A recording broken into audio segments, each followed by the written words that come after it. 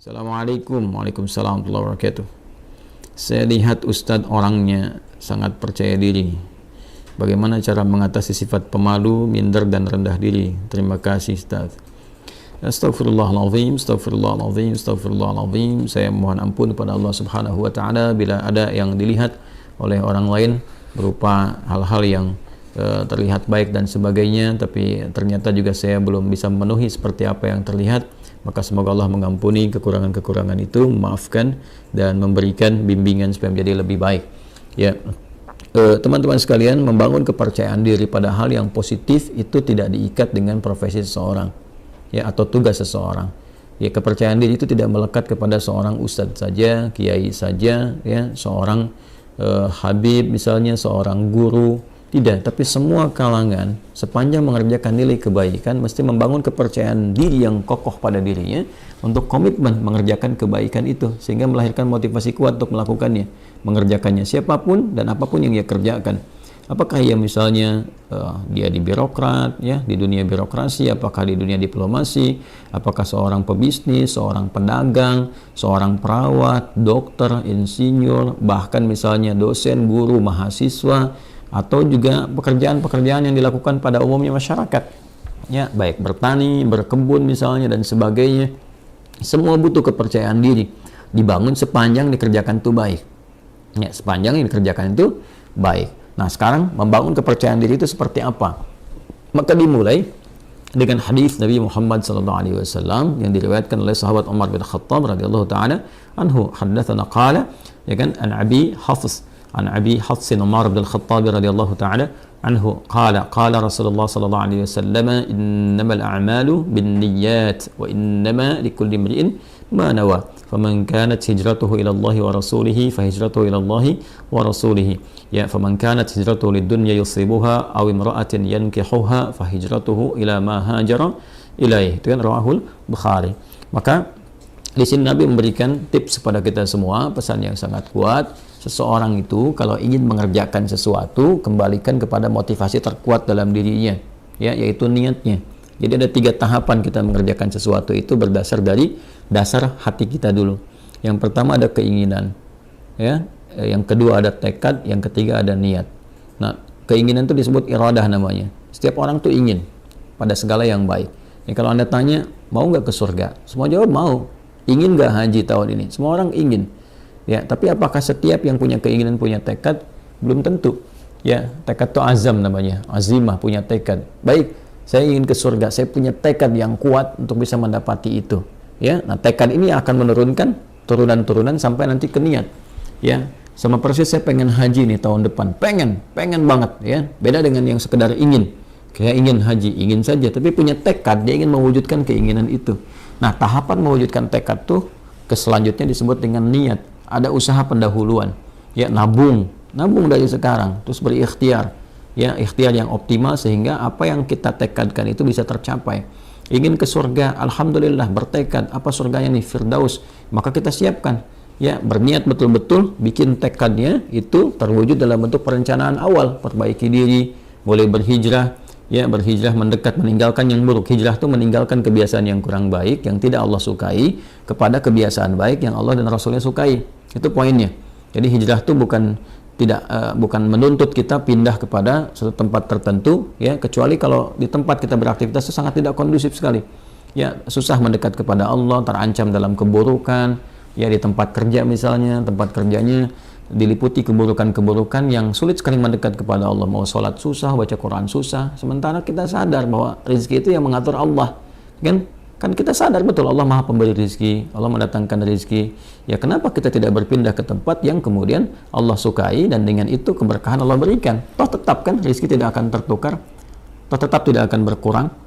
Ini kan poinnya. Nah, itu hijrah yang menuntut perpindahan tempat. Sama dengan tinggal di lokasi misalnya yang di tempat tinggal itu walaupun kompleknya terlihat megah dan sebagainya, tapi fasilitas untuk masjid tidak ada, mau pengajian susah, mendekat kepada Allah juga tidak mudah, gitu kan?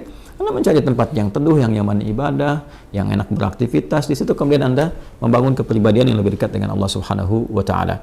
Jadi hijrah itu prinsip dasarnya meninggalkan perbuatan yang tidak disukai oleh Allah dan Rasulnya kepada kebiasaan dan perbuatan yang disukai Allah dan Rasulnya. Jadi bukan menuntut satu perpindahan secara langsung, ya, atau pindah kepada misalnya komunitas, pengajian, golongan tertentu, bukan itu poinnya. Jadi jangan Anda katakan kalau berhijrah ini pindah ke golongan A, komunitas B dengan nama tertentu dan sebagainya. Bukan itu poinnya. Ya, lebih kepada mendekat kepada Allah. Siapapun yang bisa membimbing kita sepanjang sesuai dengan ajaran-ajaran yang disampaikan oleh Nabi, mengacu kepada keterangan dasar Al-Quran, ya kita ikuti dalam kebaikan, ya, tanpa harus mencela atau menepikan orang-orang atau golongan-golongan lain tertentu. Nah, dalam konteks berpindah ini, maka lakukan semua karena Allah. Ya, motivasinya karena Allah dulu, nanti supaya dibimbing oleh Allah. Karena nanti orang melakukan sesuatu itu banyak motifnya. Ya, tadi kata Nabi kan, "Faman kanat hijratuhu lidunya yusibuha", ada yang karena materi dunia. Ya, jadi Anda ini melakukan aktivitas untuk percaya diri ini, ya, mengatasi sifat malu, minder, macam-macam. Apa yang mau dikejar? Karena dunia. Ya, kalau cuma dunia orang banyak sekarang. Ya, ada latihan-latihannya segala rupa untuk mencapai pekerjaan tertentu. Ada latihan sekarang di bidang bisnis misalnya. Dilatih Anda public speaking, bagaimana bicara depan orang, begini, begitu, dan sebagainya untuk capaian dunia. Ya, Anda akan dapat. Kata Nabi, Anda akan dapat.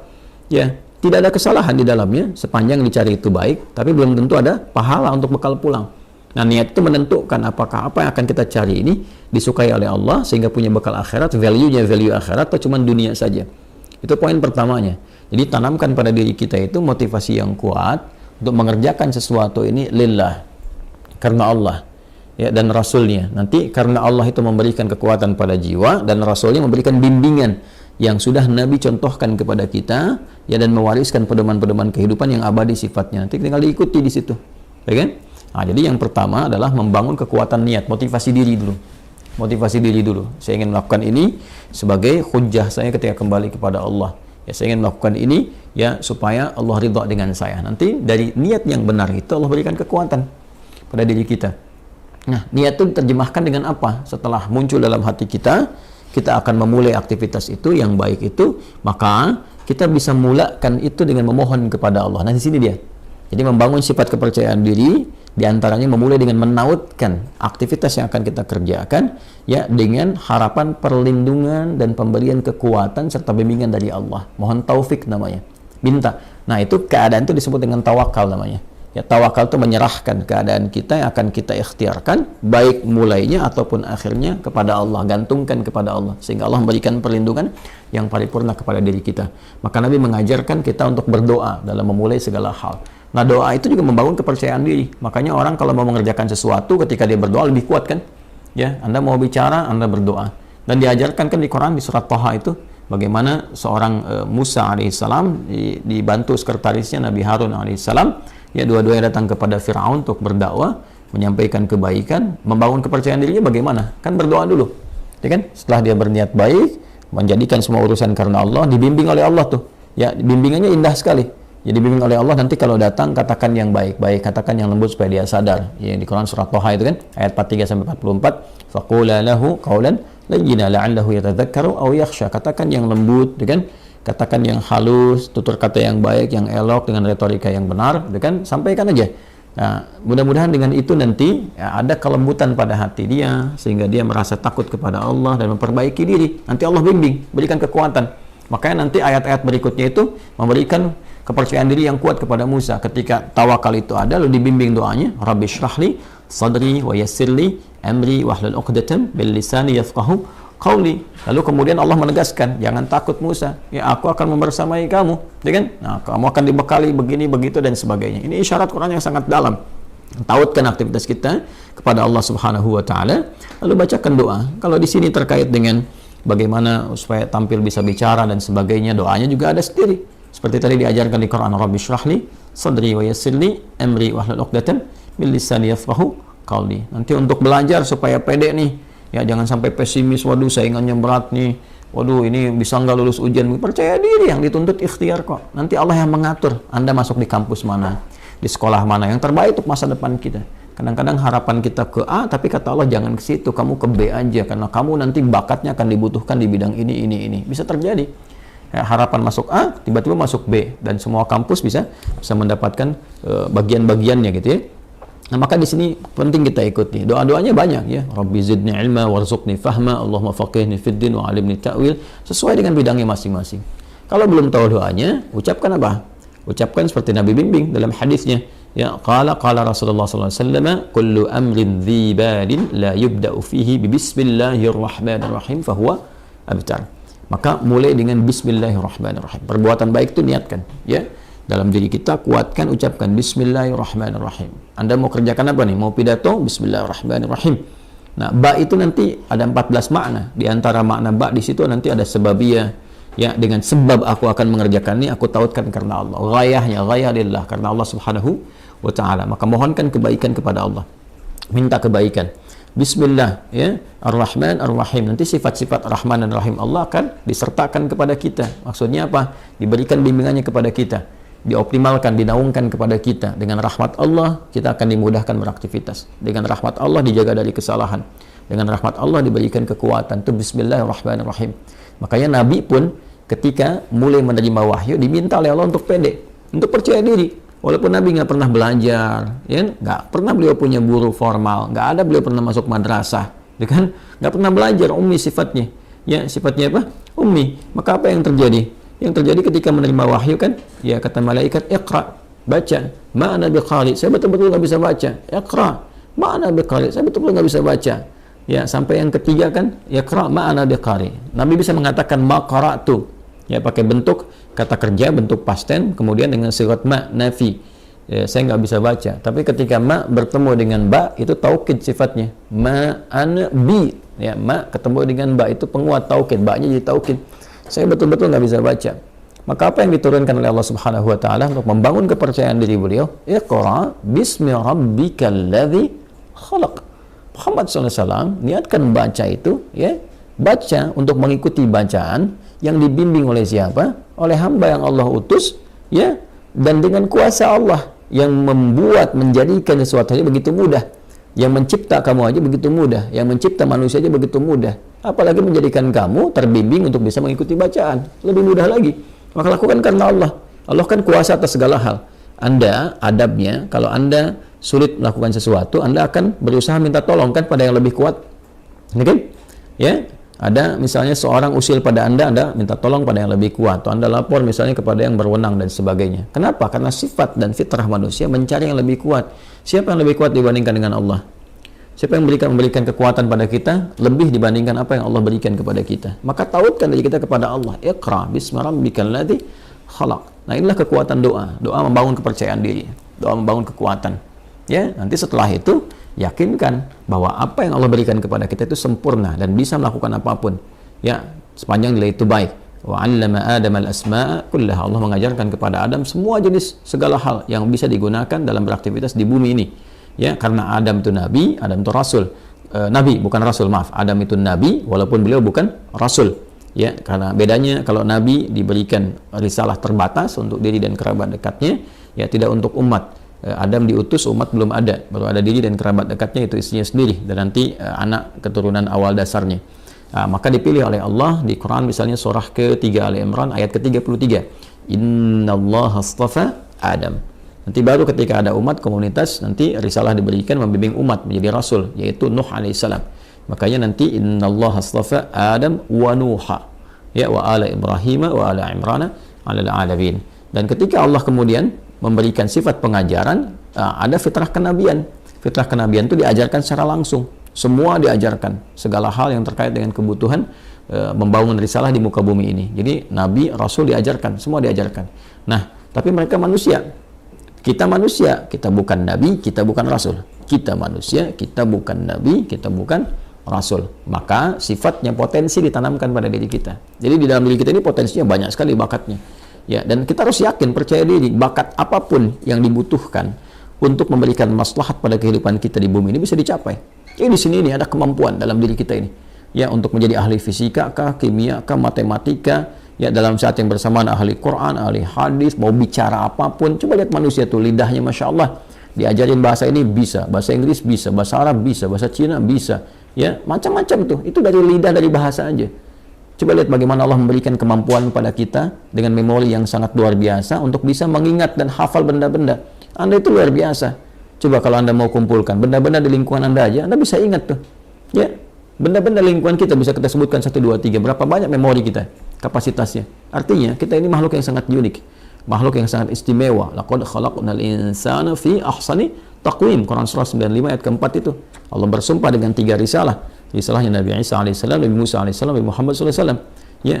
Wattini waz-zaitun, dengan Nabi Isa alaihissalam, watturi sinin, Nabi Musa alaihissalam, wa hadzal baladil amin, ya Nabi Muhammad sallallahu alaihi wasallam. Laqad khalaqnal insana fi ahsani taqwim, dan pakai lam dan qad, pakai taukid dan tahqiq untuk menunjukkan kesempurnaan secara fisik aja udah sempurna tuh penciptaan manusia. Fisiknya sempurna, akalnya sempurna, potensinya sempurna. Tinggal kita membangun kepercayaan diri bahwa dengan kesempurnaan ini kita bisa mencapai itu. Kita bisa percaya pada diri kita dan tautkan kepercayaan itu kepada Allah Subhanahu wa taala. Maka itu diantara cara yang terbaik. Kemudian setelah itu ikhtiar dan belajar secara bertahap. Ya, la tarkabunna tabaqan an tabaq, step by step. Barangkali di sini nanti akan ditemukan beberapa kekurangan yang Allah tampakkan untuk diperbaiki. Jadi kalau salah wajar, namanya baru belajar. Ya, kalau sudah pintar ya wajar kalau nggak salah lagi. Kan kita baru belajar nih. Belajar bicara ada salah, wajar. Ya, saya saja bisa salah. Ya, dan pasti salah karena manusia kan sifatnya. Tadi barusan kan salah. Ya, salah ada slip of tongue misalnya, ketidaksengajaan, atau bahkan pikiran lebih cepat duluan, lisan baru bisa mengikuti, mungkin terjadi. Ya, atau memang betul-betul salah dan harus dikoreksi. Ya, tidak ada yang sempurna. Karena itu disebut dengan insan, kata Ibnu Abbas radhiyallahu taala anhuma, yang dikutip kemudian oleh Ibnu Mandzur dalam kitabnya Lisanul Arab, summiyal insanu insanan minan nisyan. Ya, disebutkan insan itu ya dari kata nisyan. Nisyan itu lupa. Ya, manusia itu akarnya insan seakar dengan nisyan, yaitu lupa. Li'annahu 'indama uhida ilaihi fanasiya. Karena ketika dia punya komitmen kadang dia lupa. Dia punya komitmen dengan Allah untuk menyembah, dia lupa, nggak nyembah Allah. Dia punya komitmen berbuat baik, dia lupa, nggak berbuat baik. Ya, makanya kalau ada orang berdusta, sebetulnya dia tahu dusta itu salah, cuman saat berdusta dia lupa. Ya, dia tahu korupsi itu salah, cuman saat korupsi dia lupa. Makanya lupa itu seringkali disandingkan dengan salah. Ya, nasiya itu lupa, nasitu saya lupa, nasina ya kita lupa, akhta'a itu salah, akhta'tu saya salah, akhta'na kita salah. Rabbana la tu'akhidna in nasina au akhta'na. Ya Allah, mohon jangan hukum kami kalau kami pernah lupa dan dari lupa itu jadi salah. Itu di Al-Baqarah ayat 286. Jadi nasiya itu lupa, nanti turunannya insan disebutkan setidaknya 65 kali kurang lebih dalam Al-Quran. Nah, ya, kadang repotnya makanan kita nasi. Nasi, banyak makan nasi, banyak lupa. Saya pernah waktu kuliah itu dosen kami tanya, mana kita apa artinya ini? Kita jawab kompak, nasina ya Ustaz, kami lupa. Maka Ustaz kami respon, akaltum nasi katsiran fanasitum. Kalian banyak makan nasi maka kalian lupa. Nah, itulah di antara langkah-langkah awal membangun kepercayaan diri, memotivasi, menguatkan niat, memohon kepada Allah bimbingan, kemudian mendekatkan diri kita kepada Allah dengan berdoa sesuai dengan objek aktivitas yang akan kita kerjakan, atau setidaknya mengucapkan Bismillahirrahmanirrahim sebelum memulai aktivitas. Setelah itu yakin pada diri kita ada potensi untuk melakukan itu, lalu belajar dari kekurangan, kesalahan. Kalaupun ada salah, jangan langsung divonis saya nggak bisa. Tidak, bukan begitu caranya. Tapi Allah menampakkan itu supaya diperbaiki dan jadi lebih baik untuk ke depan. Setelah itu nikmati hasilnya. Ya, ikuti, nikmati, dan bangun tawakal hasilnya kepada Allah. Fa idza faraghta fansab wa ila rabbika farghab. Kalau sudah selesai, tata lagi dan hasilnya tujukan kepada Allah, tawakal bagaimana Allah memberikan yang terbaik kepada kita. Wallahu ta'ala a'lam bis-shawab.